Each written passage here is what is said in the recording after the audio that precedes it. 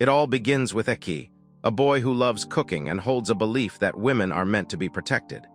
His dad scolds him each time he sees him cook, and he calls it a woman's duty. One time after work, he goes home, where he sees a lot of bills and hateful letters stuffed under his door entrance. Believing his dad, Asa, who is known as a playboy, is home, he summons the courage and goes into the room. To his surprise, he sees it empty and finds a note from his father by the window, telling him that he has gone treasure hunting. Realizing he's been abandoned by his deadbeat dad, Aki goes to meet his Gramps, who is the headmaster of Hanyashiki Academy, an all-girls school, and asks him if he knows where his dad went. The old bag of bones tells him he has no clue, and he had disowned Asa a long time ago. Aki then sees the man has a torn sleeve, so he instinctively takes out his sewing kit and mends the outfit for him, which pisses off the geezer as he sees this behavior as effeminate. When he tries scolding him, Aki offers him an ashtray for his cigarette, sending the old man bonkers, so he signs him up to live in the girls' dorm. Minutes later, he walks Aki to the dorm and introduces him to the girls. Confused, Aki asks him why in heaven's sake he is being asked to live with them, and his grandfather tells him it's to fix his girlish behavior. After all males of his bloodline are gigachads who pull hotties without even trying. Aki loudly retorts, saying women are delicate and graceful and aren't playthings. Suddenly, Shakyaku, the dorm leader, mischievously smiles at him and declares they'll test him to see if he's fit to stay in their dormitory. They then list the rules, saying that if any girl can successfully steal any of Aki's belongings before 6 p.m. and bring it to the dining room, the winner will receive a Jayudan ticket. After hearing the announcement, most girls aren't motivated, so to liven things up, she declares that any of them who fail to bring any of Aki's belongings will have to endure her curry for dinner. Aki finds it unbelievable that girls will try to attack him, but within a few seconds, all the girls in the dorm charge towards him, demanding his property. He quickly runs for his life, and while at it, he finds it hard to process that women can attack men. Suddenly, a girl named Renj pulls him into the women's bath, and she successfully saves him from the angry mob. Renj hides him from the few who show up to check the place, and after they leave, she tells Aki she's his ally.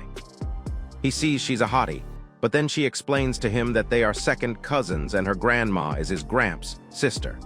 Aki feels disappointed that she's related to him since he doesn't vibe with the whole in love with my stepsister trope. Seeing that she's in a towel, he tells her to dress up, and to his surprise, Renj unclads herself right in front of him, sending him to La La Land. After she puts on her outfit, Renj explains that there are about 50 people in the dormitory, and if they successfully steal any of his belongings, they'll get to display his little Johnny to the others. Aki immediately doubts it, but as soon as Renj assures him, he cowers. He then tells her that he wasn't the one who decided to live with them, and he doesn't care what happens to him. She then takes him out of the bathroom, and they go to the rooftop, which is away from the other girls. Right there, he enjoys the view of the giant sakura tree and internally praises Renj for finding such a good spot. Renj, on the other hand, gets a whiff of his croquettes, so she pounces on him, ready to have his meat. Surprised and a little bit worried, he hands her the croquettes, and she stuffs them in her mouth.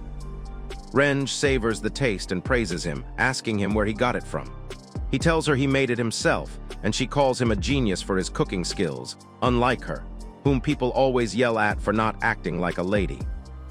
Aki tells her that being considerate is better than acting like a lady. His words of encouragement touch her, so she cajoles him to face the mob like a man rather than hide. So Aki joins her, and they run down the hallway. By 6 p.m., they arrive at the dining room, and after the dorm president confirms nothing was stolen from him, she brings out the Jayudan meal ticket. To their surprise, Renj holds Aki's hand and declares she has captured him. Shocked, Aki wonders what happened to their bonding. Still, the dorm president corrects Renj, saying she was supposed to steal his property and not Aki himself. With that, she gets rid of the ticket and tells Aki he's been permitted to live with them. Just as promised, the girls are forced to wolf down the spicy curry in tears. Aki's Gramps then tells him he's relieved he won, and he shouldn't worry about Asa because he'll raise Aki to be a decent successor. Later that day, on the rooftop, Renj apologizes to him, and he tells her he'll be wary around her because of her love for his beef. She then confesses to liking him and asks him to give her more of his beefy sausage. In Han-yashiki, there's a tradition whereby distinguished people gather to celebrate homemade cuisines.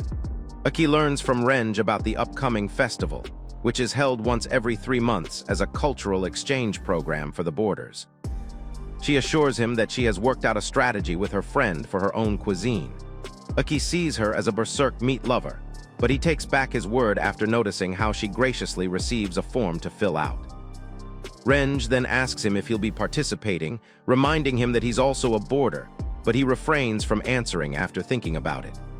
After a while, Shakyaku goes through his application form and looks at his crossed-out address. She gets curious after remembering the address was blacklisted in her dad's company. Her assistants wonder why such a thing would happen to Aki after all. His father is the director's son. Shakyaku then tells them that they should confirm their discovery, and she does that by going through Renj's form, who she knows is the closest to him. Knowing fully well that Renj is an airhead, she picks Eniwa Ayame, Renj's very close friend, to spy on Aki. Meanwhile, during the closing period in Yaba Senior High School, Aki sighs as he packs his stuff to head back to Han-yashiki's dorm. His friend, Sorachi, wonders what's up with him, and Aki nearly reveals his dorm troubles. Confused, Sorachi asks him about it because he remembers Aki isn't a boarding student, but Aki quickly brushes the matter off after remembering his gramps warning him not to tarnish their family image by telling others about Asa's fleeing escapades, so he gives some flimsy excuse about cooking. Still puzzled, Sorachi asks him if cooking is a big problem for him, so Aki tells him that it isn't supposed to be, but he doesn't have many good memories of it. The dimwit of a friend ignores all of Aki's rants and invites him out to chase pretty girls. Aki confronts him about his laid-back women-chasing attitude, but Sorachi roasts him for not having a backbone, despite being so into women's doctrine. While they argue back and forth, a student rushes into the class to tell Aki that a girl from Seika Girls' school is waiting outside for him. He quickly looks through the window and sees Renj at the school gate. Shocked to see her, Aki watches as other boys excitedly feast their eyes on her. During that time, Ayame gets a text from Iris, one of Shakyaku's assistants, and she goes to Aki's school to learn more about Aki. There, some boys tell her that Aki's dad is in a huge debt. As for the cousins, they head back to the girls' dorm together, and Renj apologizes for showing up at his school unannounced. She then tells him she has an urgent request about the menu she's supposed to exhibit at that night's buffet party. She asks him if he can make it for her, and he ends up getting confused. Renj then reveals that her friend was the one who used to help her with it, but she couldn't assist because of some urgent business. Aki realizes this was what Renj meant by her strategy. Later that day, he asks her to practice her menu dish, and she ruins it so badly that Aki looks worried. He refuses to help her and explains that he doesn't want to cook, even if he could, and despite being so good at it, he isn't happy because the kitchen is a woman's forte. He tells her about his dad and how he has bad memories of it, but Renj tells him she'll change all his cooking experiences to good memories. The girl drools as she tries to convince him to make beef croquettes. He notices she's just infatuated with his cooking and wants to try it one more time, so he tells her he'll help only if she joins him. That way, when she learns it, she can always prepare the croquette for herself. Renj is immediately fired up, and she prepares to work hard. Meanwhile, Shakyaku gets her hands on Ayame's investigation reports, and she praises her for working so fast. After noting that Ayame also arrived just in time for the buffet party, Shakyaku anticipates the trouble lurking around the corner. Later that evening, Aki and Renj successfully finish their preparation just in time for the buffet party. Moments later, the party kicks off, and the girls try out several dishes. A lot of people try out Aki and Renj's dishes, and they love them. While Renj praises Aki, saying that his cooking memories have turned out to be better, Ayame shows up, and Renj sees that she's back from her urgent errand. She rushes over to her and tells her that she wanted her to try out the croquette she made with Aki, but it has finished. Since there are still some ingredients left, she tells Ayame that she'll make some. Suddenly, Renj hugs Aki and thanks him for her help. Confused, Ayame asks her about their relationship, so Renj tells her that she has confessed to Aki.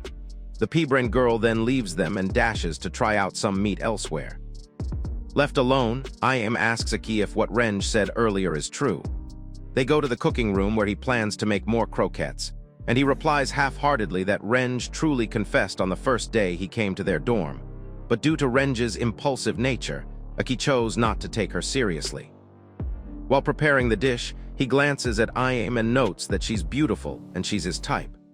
I.M. suddenly holds his hand while he's frying the meat, and she draws him close to her while asking what's great about him. She then leans forward to kiss him, but stops midway and laughs at him. She tells him to think about his situation, and coldly tells him how he's been laughing around stupidly despite being betrayed by his own parents. Before leaving, I.M. tells him he disgusts her, and she slams the door shut on him. By the time Renge arrives, she sees that Aki has burnt the croquette, which is very surprising. He tells her it's the first time it's happening to him and grabs Renge's hand as he wonders if she told anyone about his family situation. She gets confused, but she holds his hand and smiles at him, saying it's the second time they've held hands. She shakes his hand and asks him if she can call him Aki. While clasping her hands, he tells her that everyone feels stupid when he's with her. With that, they start making more croquettes, and Renge adds more beef to make them look like meatballs.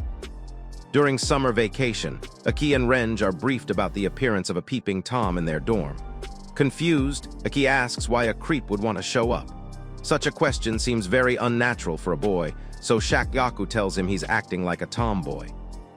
He then asks Shakyaku what she wants him to do, and she tells him to patrol the school around 8:30 p.m. since the school is short-staffed due to the holiday.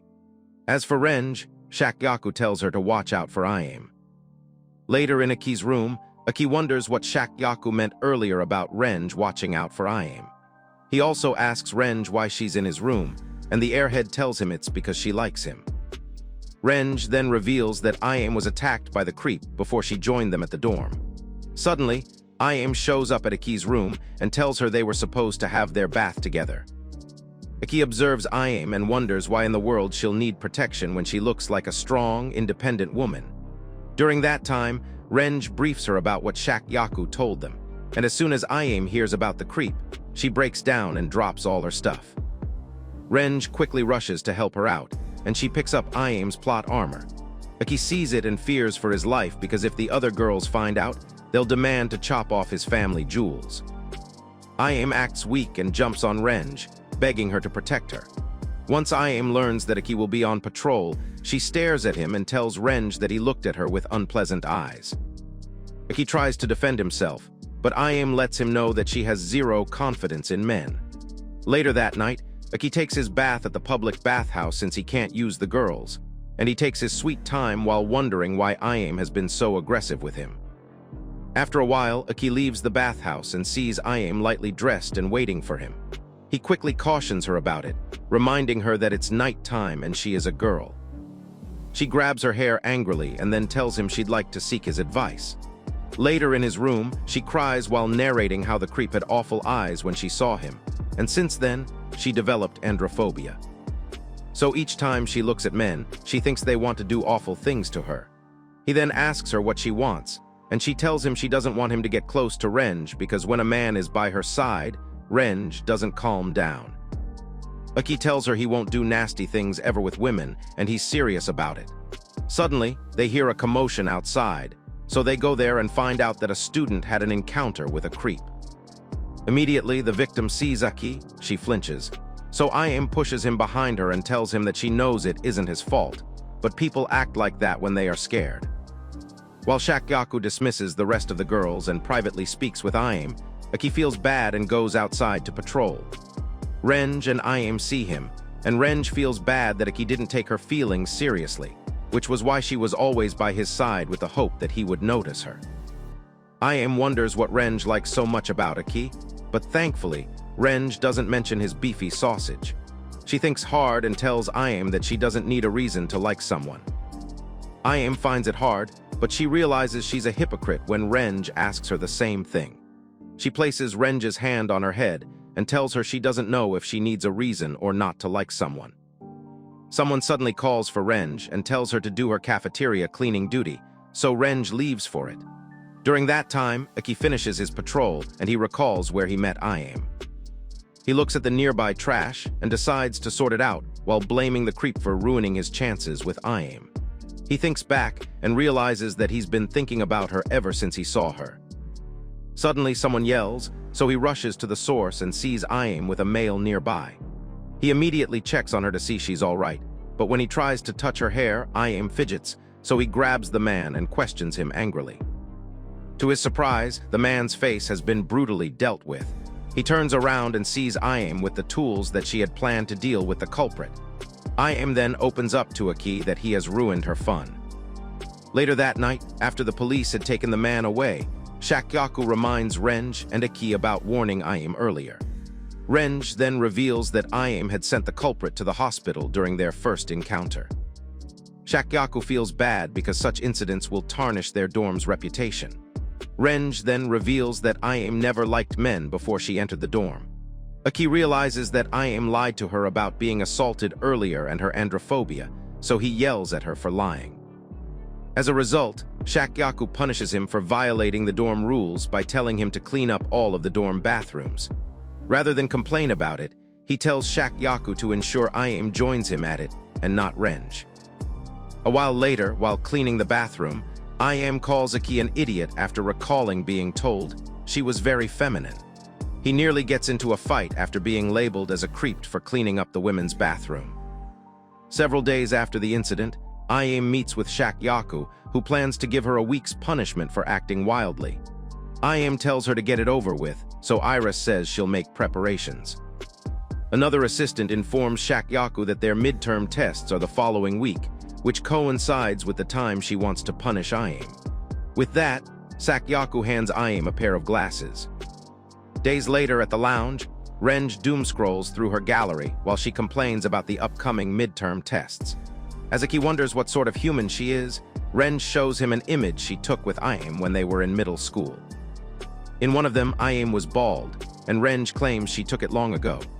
While they go through the photos, Iam shows up in glasses and asks them if they are studying together for it. Aki, on the other hand, stares at her as he wonders if she's still a skinhead. He asks her if her eyes are bad, so Iam has him try on the glasses.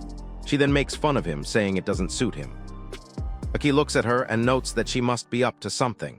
They glare at each other intently before Iam asks Renj who she'd pick between them if given a choice.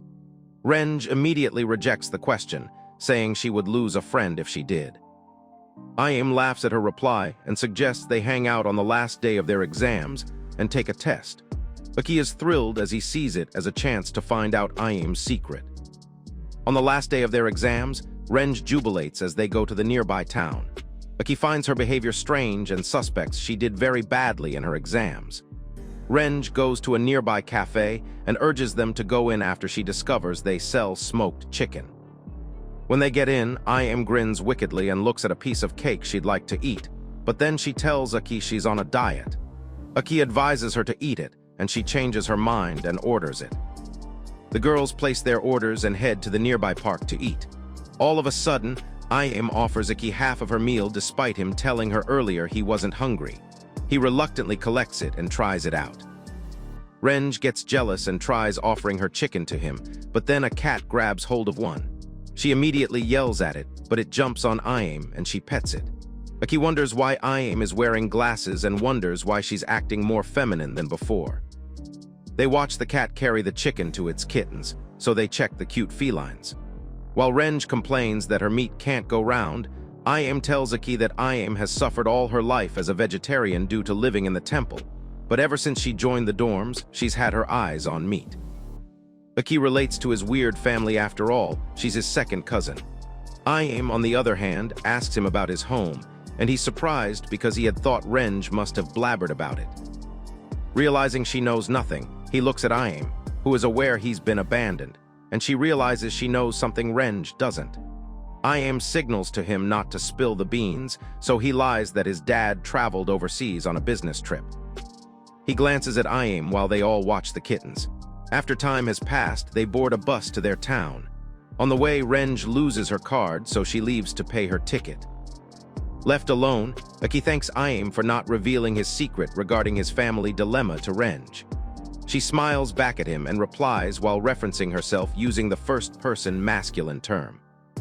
Someone suddenly bumps into them to join them in the back seat, and she apologizes. Aki looks at her and wonders if the world glitched because he's staring at Iam. He looks back at the Iam he is talking to and sees that he isn't imagining things, and two entities are Iam. Later that evening, when he gets to the dorm, Shakyaku explains to him and Renj that the one he met on the bus is the real Iam, while the one who wore glasses and followed them about is Kaketsubata, meaning they are twins. Shakyaku continues by telling them that Kaketsubata is Iam's secret roommate, who also lives in the dorm. They learn that the principal is in on it, and he approves letting Kaketsubata take Iam's tests for her. Shakyaku tells them to keep it a secret.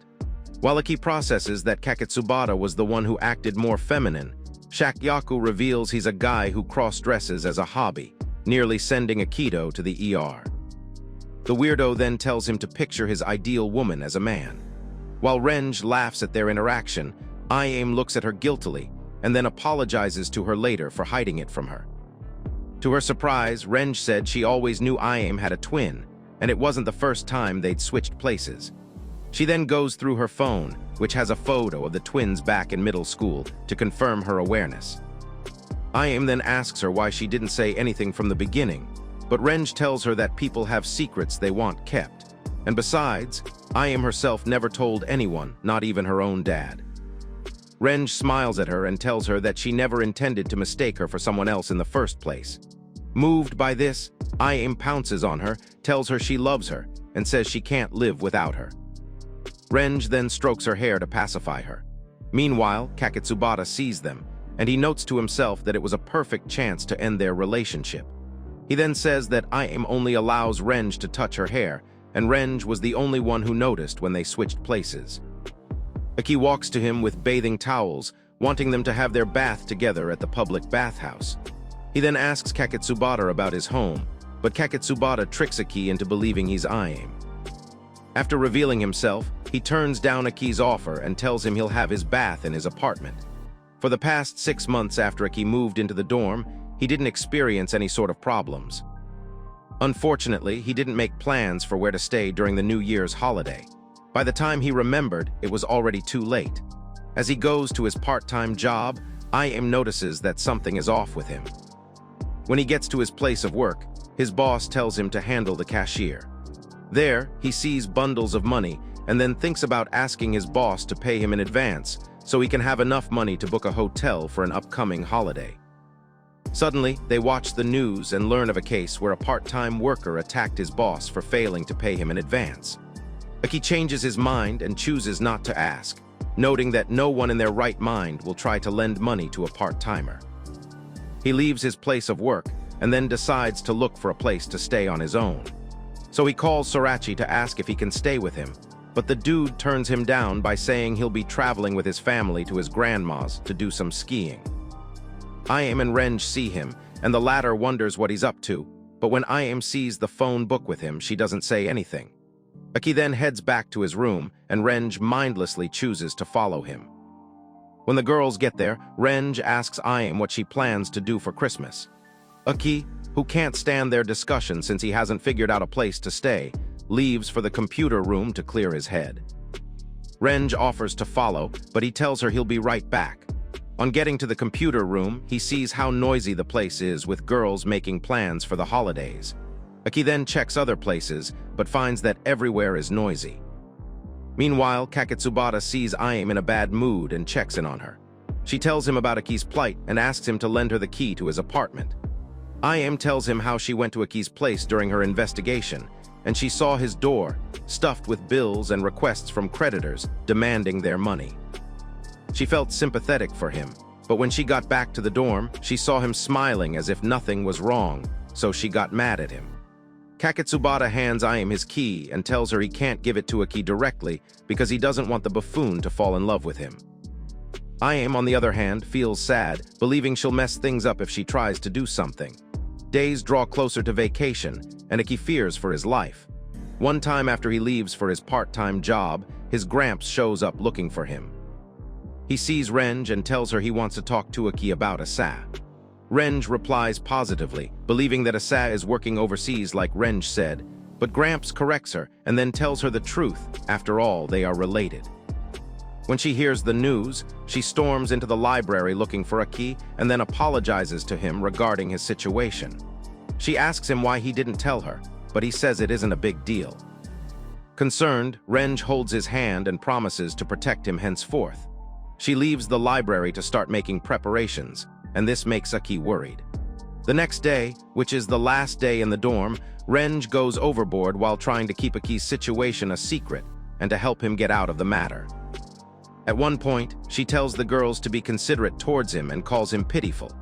Aki, who can't stand her behavior any longer, corrects her on the spot and slams the door while leaving. Ayame, who witnessed the incident, smiles, thinking she'll get a shot at Renj since Aki has scolded her, but to her surprise, she sees Renj in tears. Later that night, Ayame goes to the rooftop and sees Aki, who asks her grumpily what she wants. She sees he's in a bad mood and asks him if he's mad at Renj.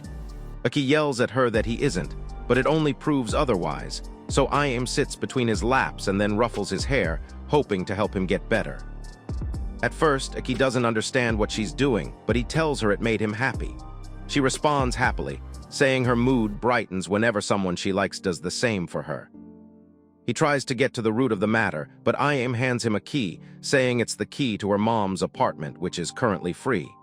In return, he should make up with Renj. Aki laughs as he realizes Ayame has someone she likes. Later that day, he meets with Renj and apologizes to her, but she immediately jumps on him, crying that she's happy he forgave her. Coincidentally, the school director shows up and tells Aki he hasn't heard from Asa. He tells Aki that he can stay with him for a while, but Renj protests, saying she wants him to stay with her.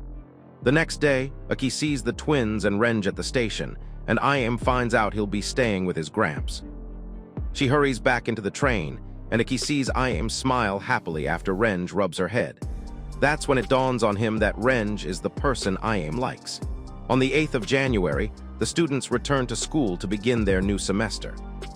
Shakyaku informs them that she'll be preparing a special dinner for them to commence the beginning of the new term.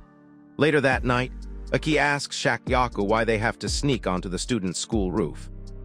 She replies that it's for the thrill of it and then leads the way through the dark school building. While at it, Renj asks Aki if he's scared of ghost stories, but he tells her he's all right. She praises his guts and gives him a huge hug. Ayame watches him jealously and retorts that he's probably a scaredy cat.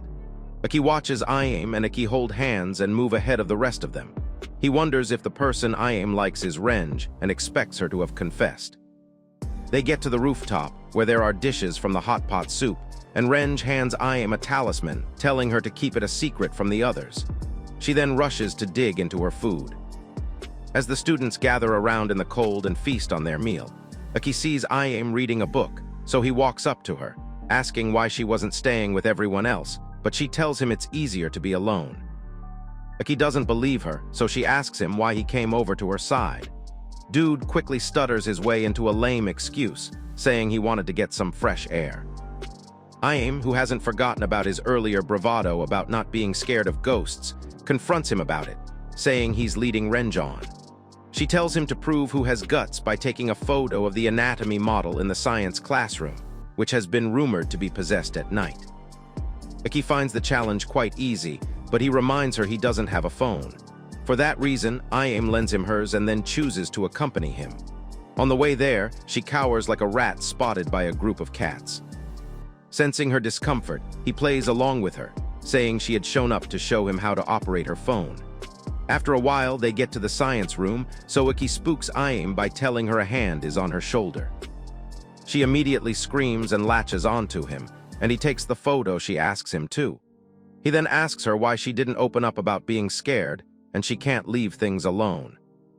To his surprise, her expression changes, and she covers his mouth while telling him not to say things like that to her again.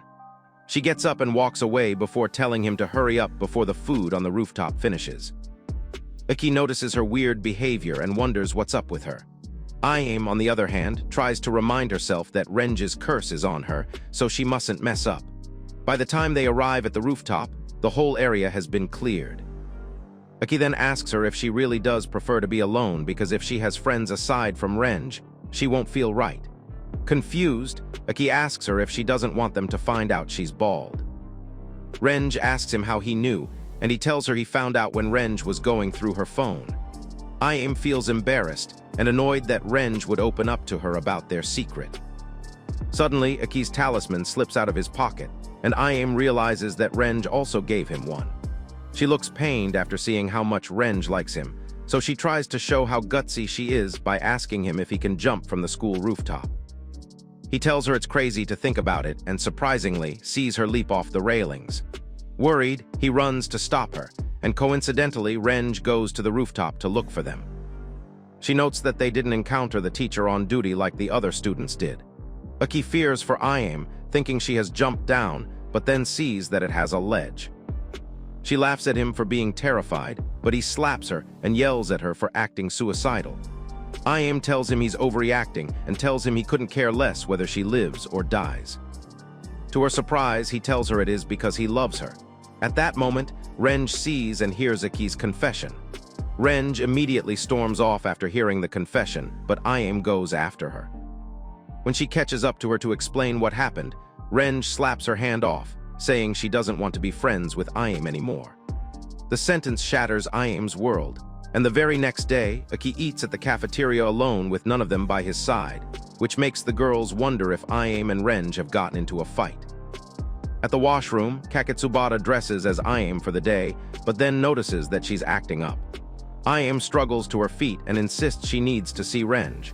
This makes Kaketsubara suspicious that she's gotten into a fight with Renj. She tries checking I.M.'s temperature to confirm if she has a fever, but the latter flinches upon contact.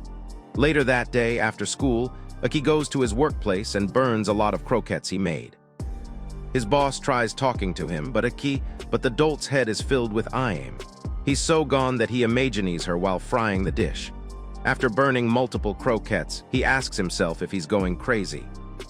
Upon returning to the dorm, he meets Kaketsubara, who asks him if something had happened between Renj and I.M. Aki stutters like he's trying to riz up a baddie, and Kaketsubara drops a pair of scissors close to his feet. He excuses himself, and Aki notes that Kaketsubara's emotions were similar to I.M.'s back in the science room. During dinner, some girls talk to Renj, saying they haven't been seeing her with Aki. They ask her what's wrong, and she calls her friends big meanies. In her own POV, Aki and I.M. were about to hit it off the other night, and she wonders if that was why Aki never responded to her confession. While pondering, her friends tell her it's easier to talk with her now that I.M., the gatekeeper, isn't around. They wonder if I.M. likes girls, so they ask for Renj's opinion. Unfortunately for them, the meat-loving freak has devoured their pork. She then runs away, wondering why everyone is talking about I.M. While at it, she recalls I.M. being the first person to offer her meat. Meanwhile, I.M.'s fever peaks and she struggles to her feet. By the time she snaps back, I.M. sees that she almost got herself electrocuted. While she nearly breaks into a panic, Renj knocks on her door. She comes in and they settle down to have a hard talk. I.M. tells her she doesn't have feelings for Aki, but Renj stares at her suspiciously. Left with no choice, I.M. fesses up about liking someone else. Surprised, Renj demands to know who the person is and asks her why she didn't tell her all this while. After all, she likes I.M. more than Aki. I.M. then asks Renj what she'd say if the person she likes were her. Renj pauses for a moment because the reply hits her harder than a speeding truck. A while later, snow rains down as Aki walks slowly back to the dorm. He is unsure of his feelings for I.M. and notes that Renj has been avoiding him. Suddenly, he hears someone by the nearby stream and sees I.M. cooling herself there. He yells at her and tells her to get out, but I.M. tells him she'll end up the same way she was before. She suddenly collapses, so he gets her out of the stream and tries convincing her to follow him to the hospital. To his surprise, I.M. wakes up again and hugs him while calling him Renj. She asks him what will happen to her and says she's scared. Later that evening, I.M. is bedridden, and Shakyaku is relieved from the doctor's report about the twins not having pneumonia. She speaks to Kaketsubara, and the boy asks her if Renj is the cause of his twin sister's trouble. Shakyaku tells him that she believes the whole thing started from the hot pot party. Outside I.M.'s room, Aki anxiously waits, and he wonders if she's okay. Suddenly, a pair of scissors misses his face by inches and strikes the wall so hard, it sticks to it.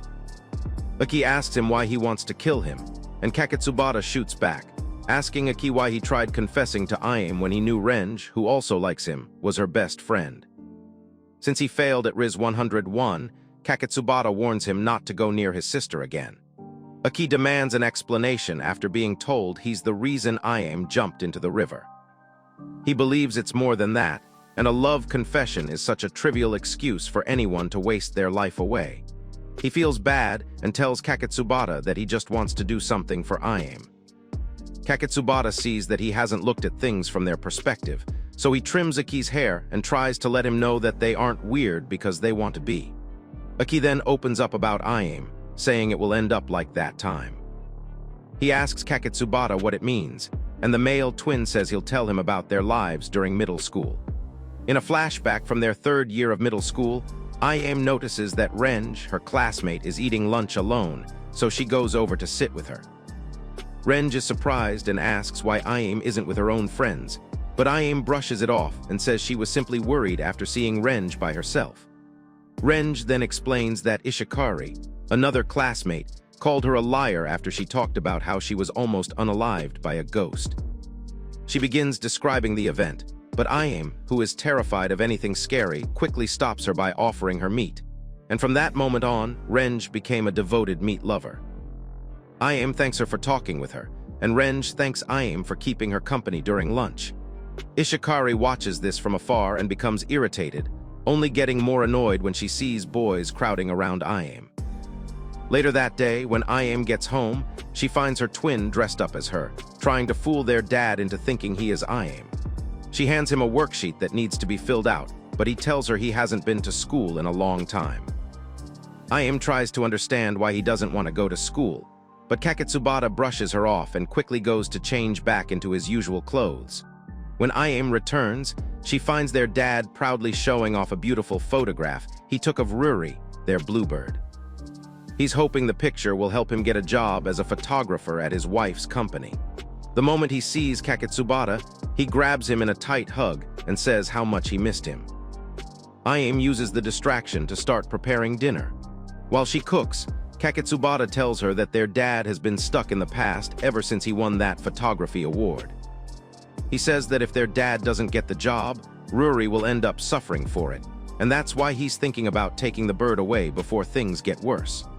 Iam tries to defend their dad, but their mom comes home from work and immediately asks where he is. When they tell her he's feeding the bird, she complains about having to work twice as hard just to keep the family going. As Iam is getting dinner ready, her mom complains about Kaketsubata, who had slipped away and left her to call their dad to the table. She wonders aloud why he still refuses to return to school. She then tells Iam to pull herself together because Iam is the only one she can depend on. Later, the family finally sits down for dinner. After they finish eating, Kaketsubata asks Iam why she keeps preparing their mom's portion of food even though she rarely comes home to eat it. Iam gives him a reasonable answer, then tells him about Renj, a girl at school who likes to tell ghost stories. Kaketsubata responds by trying to scare her with one of his own, so she hits him lightly on the arm, not realizing he has an injury there. He hides the pain and acts like nothing happened. As Iam continues washing the dishes, he hugs her from behind but still refuses to say what is bothering him. The next day at school, Ishikari grabs Renj and forces a letter into Iam's hand, telling her to meet after school in the bathroom. Later that day in the bathroom, Ishikari is fixing her makeup while telling Iam that Renj is a weirdo, and she tries to convince Iam to stay away from her, adding that she would eventually learn her place. To her shock, Iam scolds her and walks out. Outside the bathroom, she finds Renj listening in. Renj apologizes for dragging Iam into her problems and says she won't bother her anymore. Iam then tells her about her brother, who refuses to go to school and won't tell her why. Hearing this makes Renj realize that Iam doesn't see her as a burden, and she then shares the story of how her grandmother, whom she used to think was odd, once saved her from the ghost of a boy who had recently died and tried to take her with him. When Renj woke from that strange dream, she saw her grandmother crying and thanking the heavens that Renj was still alive. From that day on, she became closer to her grandmother than anyone else. After finishing her story, Renj expects Iam to treat it like just another ghost tale, but Iam instead says it sounds like a precious memory. This makes Renj break down and talk about how wonderful her grandmother truly was. She even calls Ishikari Amini, and Iam thanks her for opening up. That evening, before Iam gets home, her dad receives a phone call. Later that night, Iam returns and starts doing the laundry, only to notice blood on one of Kaketsubata's shirts. A loud crash suddenly echoes through the house. She rushes to her dad's study and finds the room completely destroyed. Worst of all, Ruri has been stabbed and is almost at Hades' door. She immediately runs to Kaketsubata, accusing him of unaliving Ruri.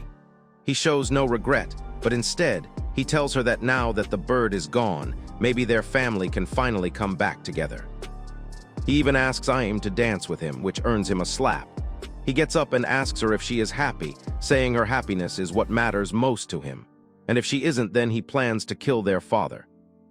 Horrified, Iam demands to know what happened to him. He simply tells her he hasn't changed at all.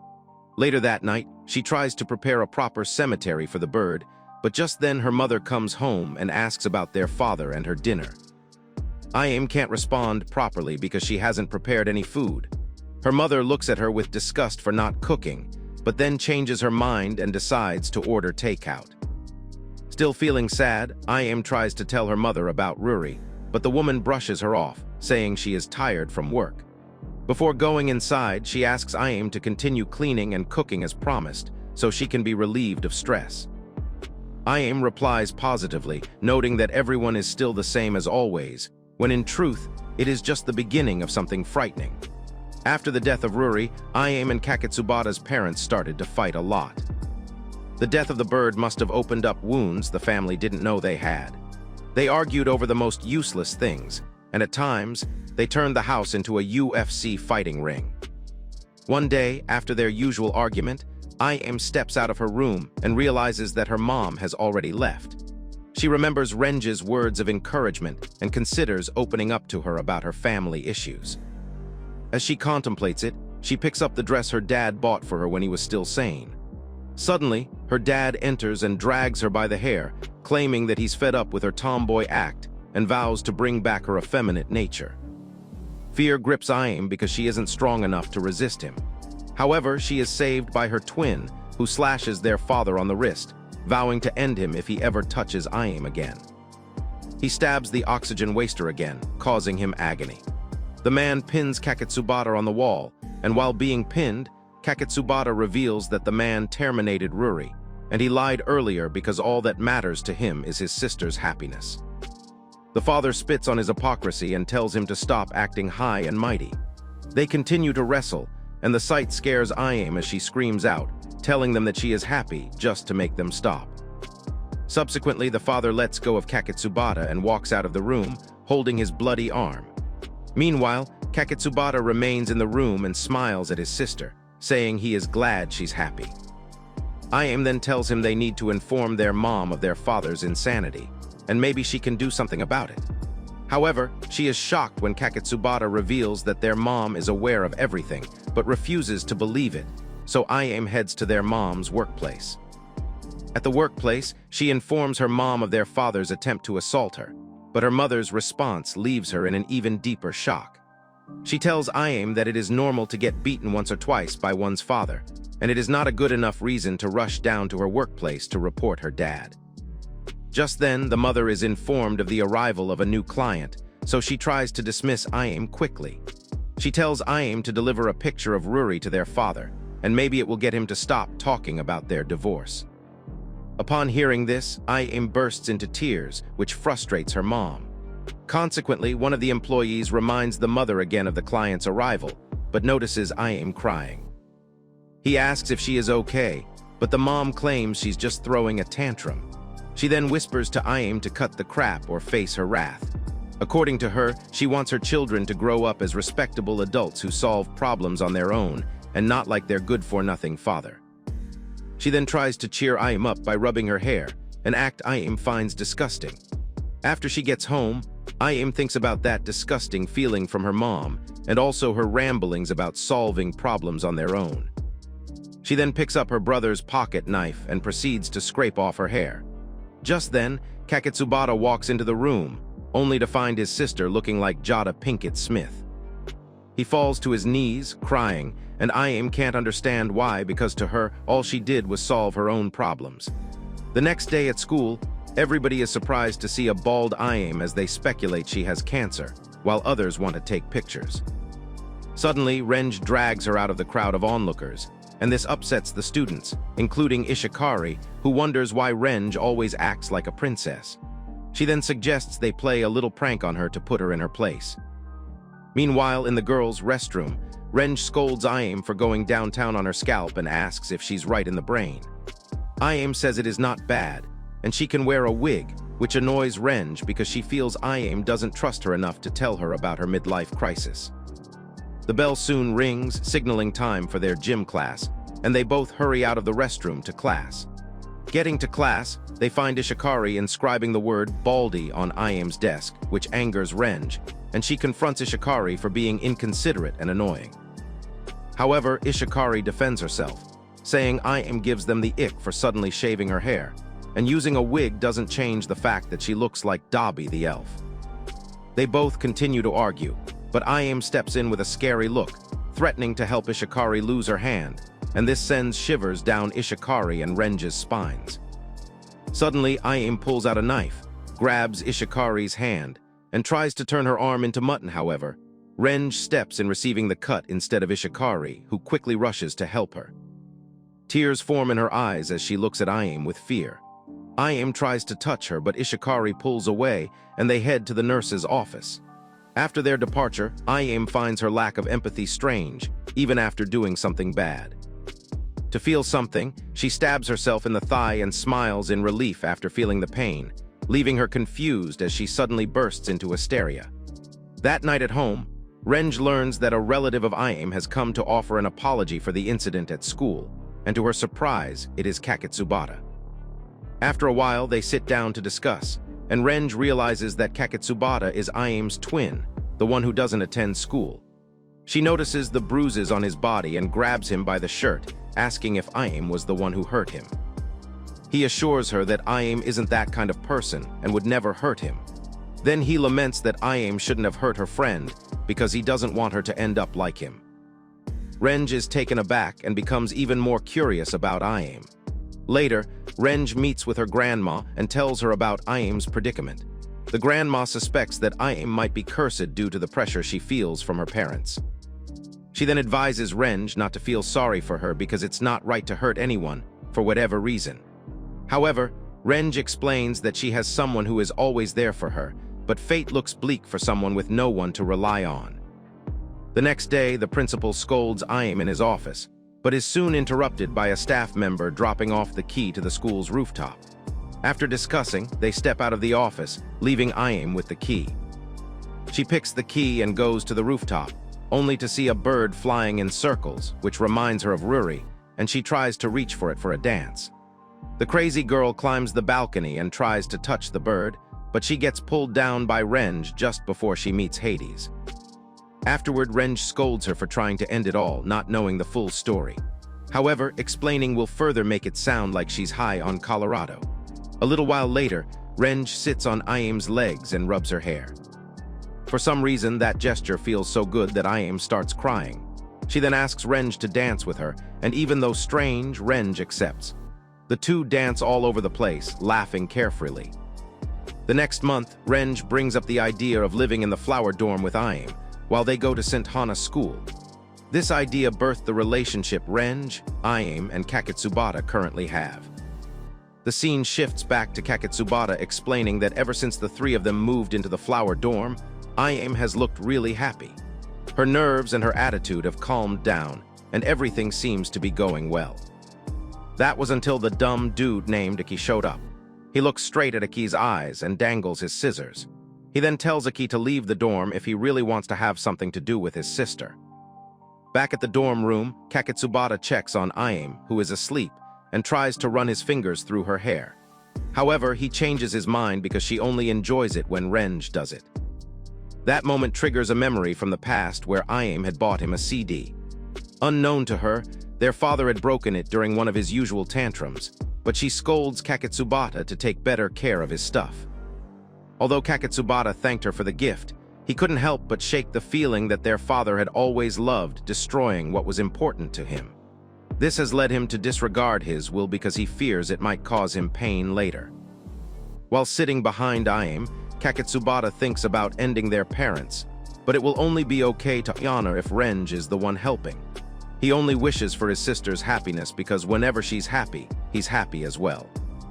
However, he feels that Aki's sudden introduction has ruined everything. Meanwhile, Aki stitches some clothes in his room and compares his life with that of the twins. Unlike them, his father was never violent with him, and his mom died while he was too young to remember. Even with that plight, he had generous relatives who helped him out, unlike the twins. If he had taken just one wrong step, he might have ended up worse. He then thinks about Kaketsubata and why he ended up in the dorm, but he mistakenly pricked his finger with a needle. Even in that pain, all he thinks about is Aim's well-being if he leaves the dorm. The next morning at the cafeteria, some girls notice Aki eating alone and ask him to join them. Since they're all first years, they suggest he eats with them all the time, and they even treat him like the harem king. However, the dorm lady rains on their parade, and the girls flee like they've been caught snitching. The lady then sits beside Aki and commends him for being the frontrunner to win the popularity award. Aki says it's not true, but she reminds him of his closeness with Aim and Renge, who never fitted into the dorm before his arrival. After hearing this, Aki becomes even sadder and feels sorry for them. The dorm lady informs him that Kaketsubata is currently attending school for Aim since she hasn't come out of her room yet. Aki apologizes for causing trouble, but the lady insists it would have been stranger if he didn't. Later at night, pictures taken during their hot pot party are pasted on the wall by a staff member, and if the students want any picture, they should send a request to him. Soon, the girls start picking the pictures they want, and all the pictures of Renge are of her downing meat like a hyena.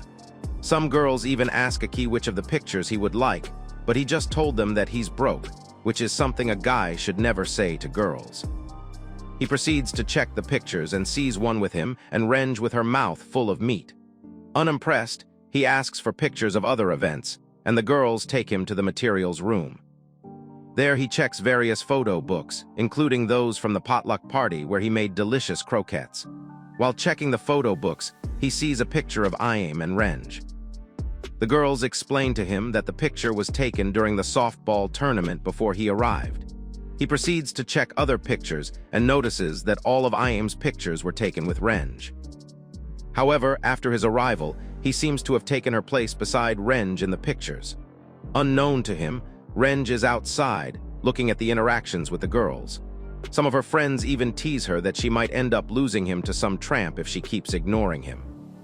She then replies that she has already been rejected, making her friends wonder if he likes someone else. However, the topic of liking seems confusing to Renge.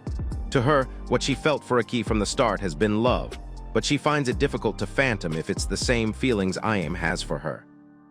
Meanwhile, Aki sits on the rooftop and stares at Aim's pictures with Renge. He remembers how happy she felt after realizing she had someone who liked her. Her smile back then makes him realize that Kaketsubata might be right after all. Maybe if he just leaves the dorm, everything will go back to the way it was. Suddenly, he hears his grandfather yelling his name. He quickly comes down and meets the old man on the stairs. The man then tells him that his father, Asa, has been found. A few moments later, Aki sees his father, who is smiling even after being tied to a tree like a terrorist. He's surprised by this and asks why his father is tied up. The grandfather says it's a result of his father giving him much trouble after getting caught. He then proceeds to scold his son for running away in the middle of the night and leaving his child all alone. Angrily, Asa replies that the old man has no say in the matter because he had initially cut ties with them. Unwilling to yield, the two began hurling insults at each other, and the grandfather even asked Aki to join in. However, Aki just welcomes his father back home and tells him to come to his room because they need to plan their next move from there. Both the grandpa and Asa's faces turn pale in surprise that a little boy is way more mature than grown folks like them. In another room, the dorm lady informs Kaketsubata and Renge that Aki's father has been found, and how the matter needs to be kept a secret. However, the arrival of Aki's father means that Aki will have to leave the dorm, and this fact upsets Renge. After leaving the dorm lady's office, Kaketsubata tells Renj that Aki's leaving might be for the better, because it will be awkward living in the same dorm as someone who rejected her. However, Renj argues that she hasn't been rejected properly, and before Aki leaves, it's better to get a clear rejection from him. Kaketsubata then asks if Aki was the reason she rejected Iame. At first, Renj was shocked by the question, but she explained that she never felt that way about Iame. Also, she's afraid that Iame's feelings for her might actually be different from love. Meanwhile, in Aki's room, Asa keeps begging to be untied, but Aki insists he'll just run away like he did before. This time, he wants his father to take him along. His mother is dead, and he has no other family aside from himself. He bows his head and begs his father for a chance to live together. Surprised by his gesture, his father signals with his feet for him to come closer. He obeys his father only to get whacked in his head by his father. His father then asks him why he's suddenly being polite and doesn't even get angry for running off on him. He insists that he didn't raise him to be a pushover and a spineless idiot who can't get angry when he wants. Just then, Aki retaliates by calling his father an idiot and insists that living with him is the only way to get out of his predicament. Suddenly, Asa gets curious and asks him to explain what kind of trouble he's in this time. Aki tries to refuse him, but he insists that telling him is the only way he will take him along. Back in Iame's room, Kaketsubata serves Iame some food while he tells her the news about Aki's father and how he can't wait for the troublemaker to leave the dorm. However, Iame thinks about her encounters with Aki and how it always seemed like she was getting revenge on him for Renj liking him. She then remembers how he had once saved her and thought maybe she should at least thank him for that. She also remembers hugging him, but she suddenly gets hugged from behind by her brother. Her brother hugging her doesn't seem to bother her as much as finding out what kind of person Aki's father is. While thinking about his confession, she wonders if he'll still feel the same way once he finds out the whole truth about her. Soon, they hear a knock on their door, and Kaketsubata tells his sister to hide while he checks the door. He goes over and opens the door, only to see Aki and his father. Locking eyes with Asa reminds him of his father, causing him to panic and fall to the ground. Asa rushes to his aid and asks if he's all right, while Iame peeks from where she's hiding. Suddenly, she jumps out and covers her brother like SWAT, telling them not to hurt him. At first, Asa gets confused and doesn't know which one is Iame. Aki then clarifies who is who, and Kaketsubata runs away, embarrassed in his skirt. After that strange scene, Aki informs Iame of his intention to leave the dorm, but before he could elaborate, Asa butts in and asks for some alone time with Iame. Meanwhile, Kaketsubata is in the bathroom having a mental breakdown. He even hurt his wrist after punching the mirror several times. Back in Iame's room, she discusses with Asa. Asa informs her of his awareness of what happened to her in her junior high days. She's surprised by this because she doesn't know that Aki knows about it. Asa explains to her that Aki has been having sleepless nights over her, and he believes the only solution is for him to leave the dorm. However, he doesn't want him to leave, so he bows to her and asks her to reconcile with Aki. Surprised by this act, Iame points out that it's normal for families to live with each other, so why is Asa making such a fuss about it? Asa then teases her by calling her a cat lover and not a meat lover like her friend Renj. Iame gets flustered by his comment, but clarifies that being with Renj is all that she is. Asa doesn't argue with her, but proceeds to tell her the reason for not wanting to live with Aki. It turns out that Aki's mother isn't really dead, but she's on the run due to her debt. Somehow, he's found out her location and is trying to track her down. Due to this, he doesn't want to bring Aki along to protect him from further heartbreak. After telling her this, he asks her to hold out her hands. She obeys him, and he stylishly ties her to a pole. Before Iame could realize what was going on, Asa opened up the window and thanked her for helping him escape. In a flash, he jumps through the window and dips. Meanwhile, Renj is in her room, packing up a present and getting ready to get rejected once again by Aki. Some moments later, Iame is released by Aki. She apologizes for being a dunce and letting his father trick her.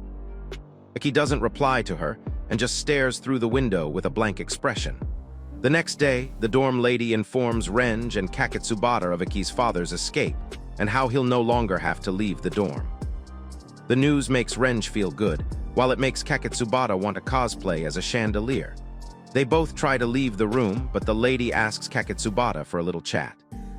She tells him about the broken mirror in the restroom, and judging from the wound on his hand, she knows he's the culprit. Kaketsubata doesn't deny it, but is surprised when the dorm lady offers him a kiss for his frustration. Politely, he declines her, claiming he's not into cougars. He proceeds to leave, but the dorm lady is aware that soon enough, he will cause some trouble in the dorm. Afterwards, the scene pans to Aki staring through the window in his room. He looks dejected, but soon hurries over to the cafeteria for breakfast. On getting there, the girls swarm over him like ants to sugar and ask him to eat with them. Surprisingly, he gets the same offer from Aim, and he doesn't think twice about dumping the mid-girls for her. While they eat, Aki tells her not to worry about him because he never wanted to live with his father in the first place, but Aim could sense that he's just trying to be cool. Suddenly, they hear Renj asking Aki to go to school with her. After seeing Renj, Aim dashes out like she's seen a ghost, while Renj remains flustered. Aki is also confused as to how to react to Renj's request, but he decides to grant it. A while later, Aki and Renj both took a walk to school. She apologizes for his father leaving, but admits to being happy about him staying at the dorm. Aki is confused by Renj's sudden behavior and asks her why she ignored him all this time. She doesn't give a direct answer and just asks him out on a date. Strangely, Aki feels like he doesn't care about anything and proceeds to accept her request. Later in the evening, Aki seems to be in his room to release a little bit of stress. Just then, he hears a knock, and after opening the door, he sees Aim at the entrance. She asks him why he didn't come to the dining hall, and he replies that he's spaced out. Aim then tells him that dinner isn't yet over and asks if they could eat together. Aki agrees and seems to be living the dream after being asked out by 2 hot chicks in a single day. Every day after that, Aim seems to want to meddle in Aki's affairs and also be by his side. She even goes as far as making him a lunchbox. It seems that she really feels guilty about letting Asa escape and is trying to make up for it. Aki also remembers how serious his father looked when he told him about the girl he liked, Aim. Meanwhile, in Aim's room, Kaketsubata teases her for giving herself all into pleasing Aki, but she blames herself for letting his father escape.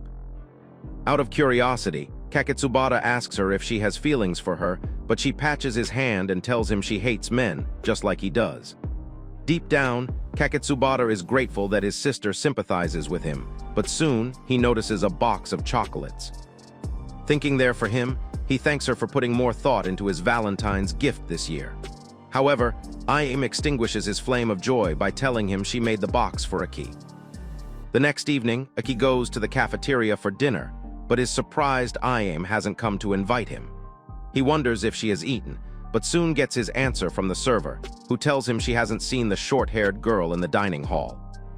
Unknown to him, Kaketsubata has been holding on to Aim in their room, preventing her from leaving. She tries her best to get the leech off her, but it's to no avail. He insists he won't let her meet with Aki, but she screams at him to stop making a fuss. Suddenly, Kaketsubata reveals his ill intentions and dips his hands into Aim's clothes. He whispers in her ear like a creep and grabs her cherries. Suddenly, Aki, with the intent of inviting Aim to dinner, opens the door and sees Feast his eyes in 4K. Before he could ask what in the incest was going on, Aim quickly dragged him out of the room and slammed the door. Outside the room, Aim tries to pretend nothing happened, but Aki doesn't let go. He asks her about what he saw in the room, but sees tears coming down her face. After realizing it's because of what Kaketsubata was doing to her, Aki marches to the room to punch the jerk in the face. However, he gets stopped by Aim, who pleads for mercy on her brother's behalf.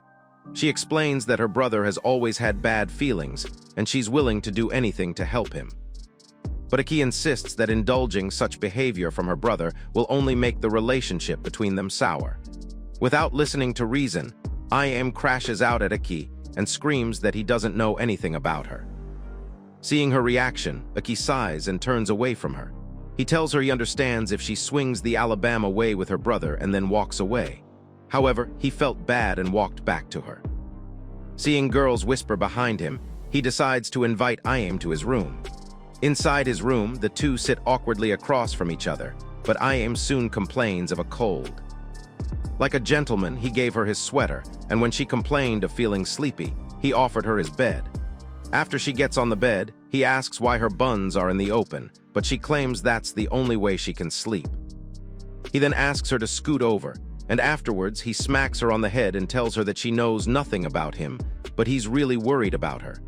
His sincerity makes Ayim open up, and they talk about her past. All she wanted was to live together with her family, but no matter what she said, her parents never listened. She cries while blaming herself for doing things the wrong way, and wishes she had given up on her parents earlier. She wished she had taken away Kaketsubata from them as well, but Iki tells her it's not her fault. According to him, he was also shocked when his father left, but it wasn't her fault. He has always had bad memories about life with his father, but even at that, he also has good memories with him. Hearing him open up makes Ayim smile, and she thanks him. Later that night, Ayim sleeps while Iki sits beside her. He attempts to tuck her in and realizes how much he likes her. He wants the right to protect her and wonders if they'll have to be in a relationship for that to happen. The next day, Aki wakes up some minutes before noon and wonders when he fell asleep. He opens the door and finds Renj standing there, ready for their date. Aki is surprised to see her because he has forgotten about his date with her. Meanwhile, Renj sees a foot on Aki's bed and rushes in to check whose it is. Surprisingly, she sees Ayim sleeping peacefully on the bed and smiling like she's won the lottery in her sleep. However, Renj doesn't crash out and just proceeds to hand Aki a box of chocolate. She then asks him to give her the answer to her confession, catching the poor guy by surprise. The next day in Ayim's room, Kaketsubata wonders why Ayim didn't come to the room the night before, and if she's still with Aki. Just then, Renj comes in and delivers the news of her getting rejected by Aki, like an expired coupon. Kaketsubata is happy that Renj has finally gotten the closure she needed, but she asks for a little bit of his time. After a while, she is seen downloading Meat Like a Pro and exclaiming at how well done Kaketsubata's sausages are. She claims that she likes gulping on meat anytime she's down. Kaketsubata replies that she's cheap, and his method of relieving stress is to punch mirrors till his hands bleed. His reply puts a blank expression on Renj's face, but he quickly waves it off as a joke. She proceeds to scream at him to stop making dark jokes like that, but the rascal tells her that he also likes to stab things he doesn't like. Unknown to Renj, Kaketsubata was trying to reach for his pocket knife, and after seeing her smile, he clung onto it. Meanwhile, his memory drifts to the time Ayim first suggested leaving home. She has claimed it was Renj's idea, and he agreed to let her leave. However, to vent his frustration, he stabbed the dorm application slip several times and even cut one of his fingers. As his blood dripped on the slip, he claimed that he was happy. Back to the present, Renj successfully drags Kaketsubata to the train station, and to kill time, he suggests going to the sea because it apparently helps with a broken heart. However, Renj sees a sunflower, and her mind drifts towards the hard rejection Aki had given her the previous day. He had shot her down faster than a website crashed on Black Friday due to his feelings for Ayim. Even though she knows that Ayim is caring and beautiful, she's still surprised he picked her. She then tells Kaketsubata that she knows Ayim will fall for Aki, to which he also agrees. In his mind, he thinks that Ayim falling in love with Aki might actually make her happy, and in return, he will be happy as well. Soon, the two get to the sea and have fun. Renj screams at the top of her voice and cusses at Aki for rejecting her so fast that her shadow felt embarrassed. She then starts to cry while Kaketsubata comes over to console her. After a while, Renj asks him how he came into the dorm. He explains that since he's not a boarder like Aki, he doesn't consider himself a resident of the dorm. He's more like someone who comes over to play, which is somewhat lonely. He proceeds to thank Renj for taking Ayim out of their parents' house, as he slowly dips his hands into his sweater's pocket. However, Renj feels she doesn't deserve his thanks because Ayim's entering the dorm alone was the same as abandoning her brother. Kaketsubata claims to be fine, and he is extremely happy. Meanwhile, Renj notices the sun setting and suggests that they go back home. Kaketsubata smiles at her and agrees that he wants to go home, but unknown to Renj, he is clenching onto a knife inside his pocket. Meanwhile, in Aki's room, Ayim calls his attention to Renj's absence at school and asks if something happened between them.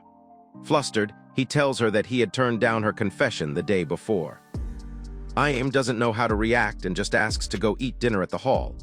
Aki, on the other hand, wonders how long she plans on staying in his room and if she plans on moving in with him. Consequently, Kaketsubata and Renj arrive at the dorm gate, but Renj doesn't want to go in. He suggests going to his apartment instead, but Renj refuses, claiming she doesn't want to make Aki and I.M. uncomfortable.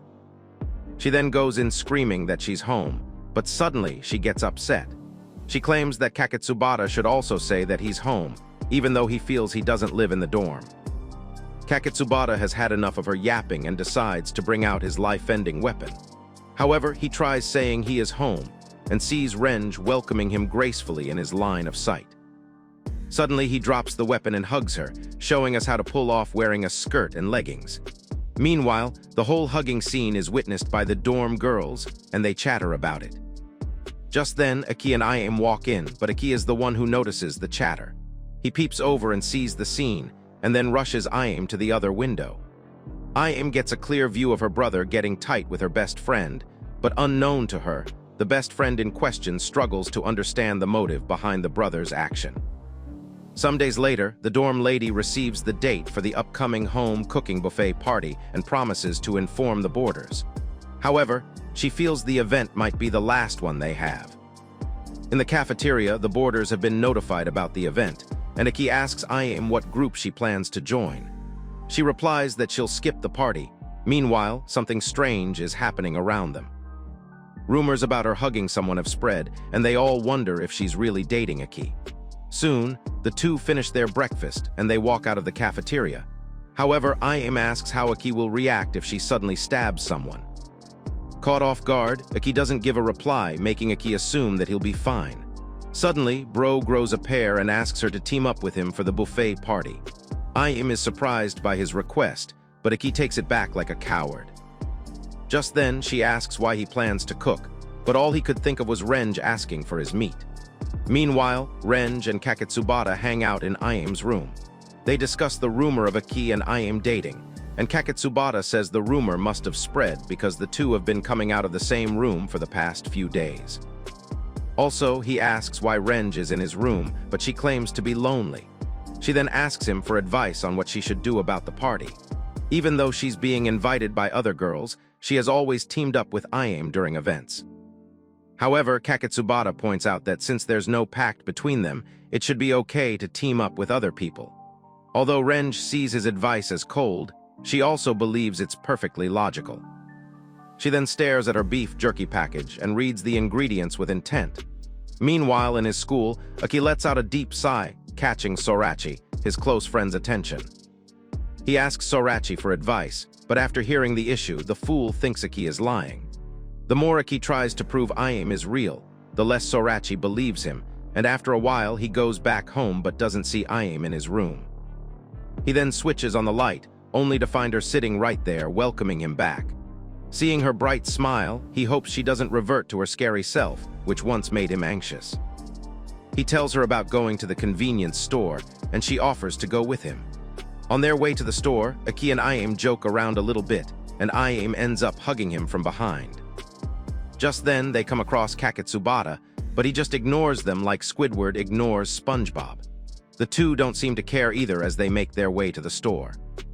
In the store, I.M. gets what she wants, and then hugs Aki from behind on their way back home.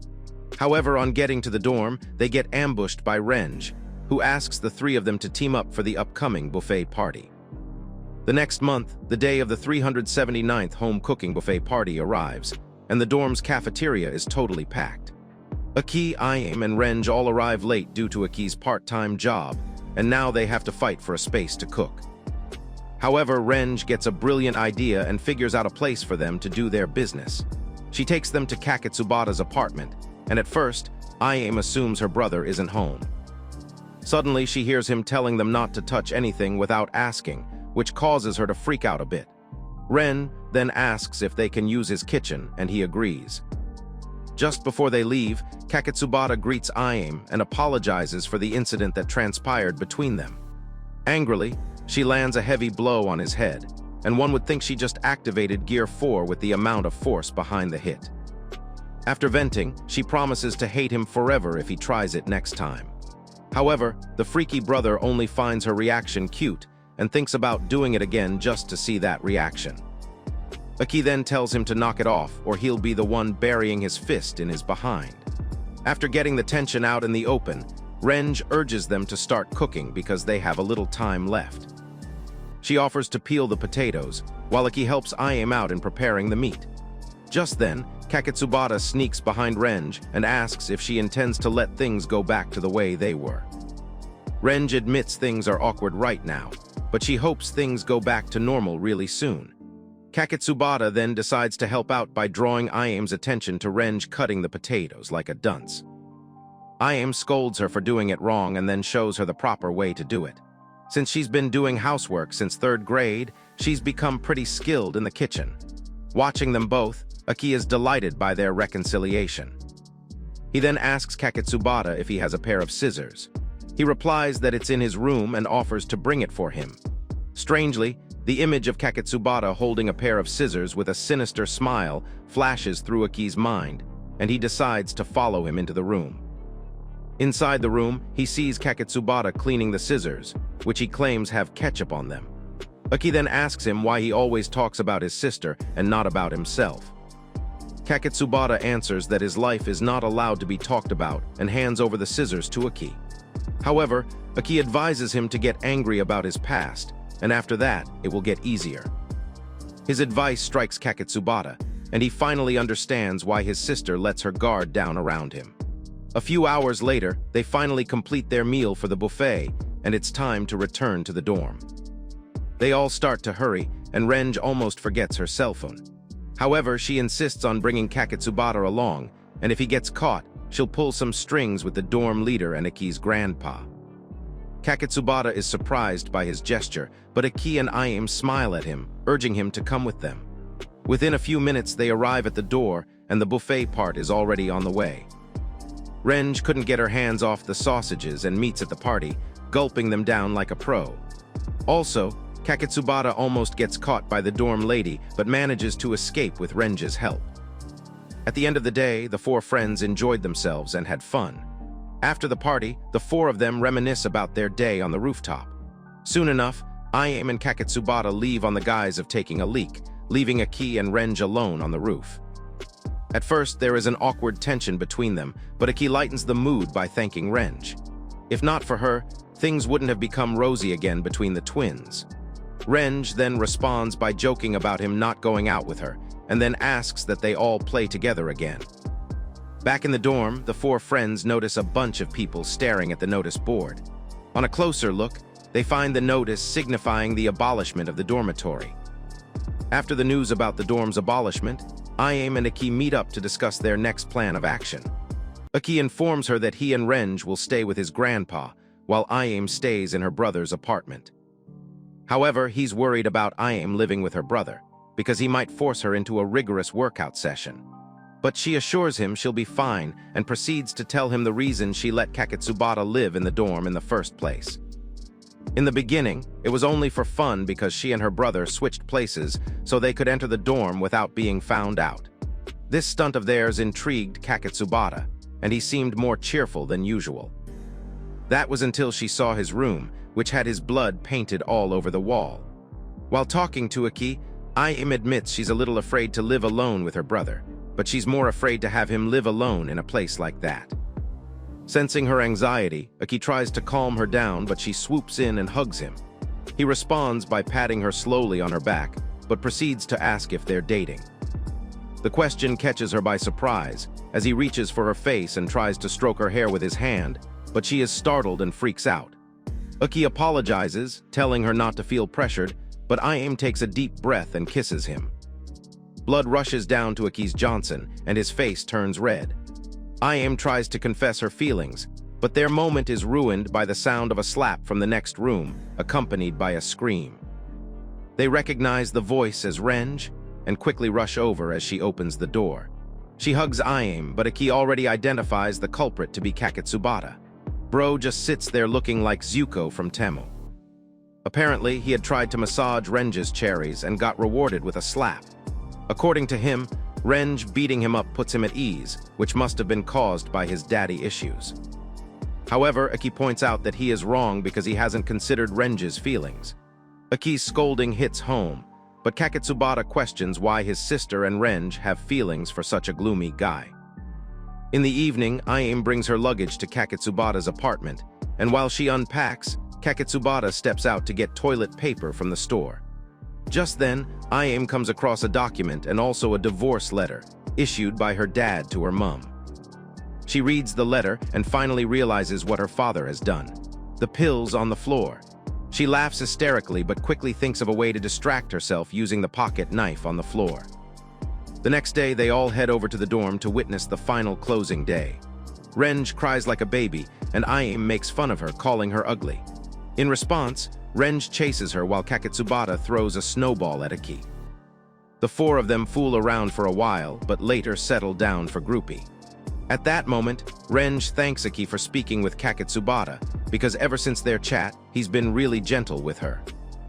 Aki is also happy that he's on good terms with Renj, even after everything that's happened between them.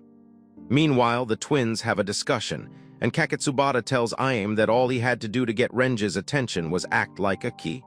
But suddenly, the wind blows up her skirt, and a cut on her thigh is revealed. Ayame then asks her brother what they should do to be normal, but the creep gets distracted after seeing his sister's drawings. He manages to compose himself and tells her that it's okay if they don't feel fine. It's okay if she doesn't show anyone how she truly feels, and those words bring comfort to Ayame. She decides to just adapt if the situation doesn't change. Soon, Aki and Renj see the twins and ask Ayame about her feet, and she makes a joke claiming it was caught in her brother's love trap.